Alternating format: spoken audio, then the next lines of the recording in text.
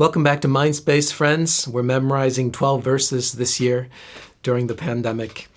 And our verse for this month is not an easy one. It's been a really tricky one for me. It's kind of a list sort of verse, and so it's really been a little bit more difficult than some of the others to just get drilled in there. It's not quite as poetic. So here we are, 1 Peter 3:8.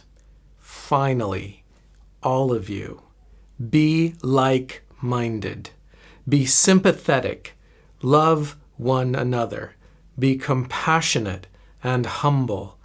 Do not repay evil for evil or insult with insult. I said that wrong. Do not repay evil with evil or insult with insult. Okay, let's do that another time. I'm going to put up blanks now, try and remember the words. Let's do it once again. Finally, all of you, be like-minded, be sympathetic, love one another, be compassionate and humble. Do not repay evil with evil or insult with insult. Okay, let's try and say this now with nothing up on the board. See if we can make our way through it here. 1 Peter 3:8. Finally, all of you, be like-minded, be sympathetic, love one another, be compassionate and humble. Do not repay evil with evil or insult with insult. I'm not going to repeat what I said earlier in the month about this verse, just simply to remind you how important the idea of community is in the Bible. It's so easy to treat the Bible as a self-help manual and just look for stuff to do.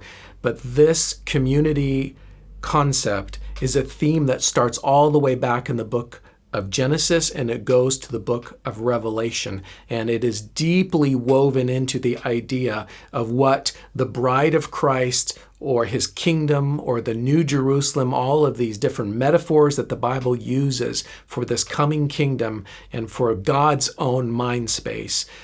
This is why the value system of his kingdom and the value system of ours need to come together if we are to claim membership in his kingdom. And so I hope you find these words to be life-giving, because the wonderful thing about God's kingdom is that it's not about servitude, even though it involves giving up everything, but you get so much more in return. You get the living water that your soul was made to run on. And this community aspect is such an important part of engaging with the stuff in life that really matters and that really gives peace and joy. It's possible to be a Christian and to believe all the right stuff and not to have peace and joy. It's a shame that you would miss it, but it is possible. And so this is what we're trying to avoid in this series. Okay, I hope you're enjoying the process and look forward to seeing you next week when we review all of the verses we've gone over so far.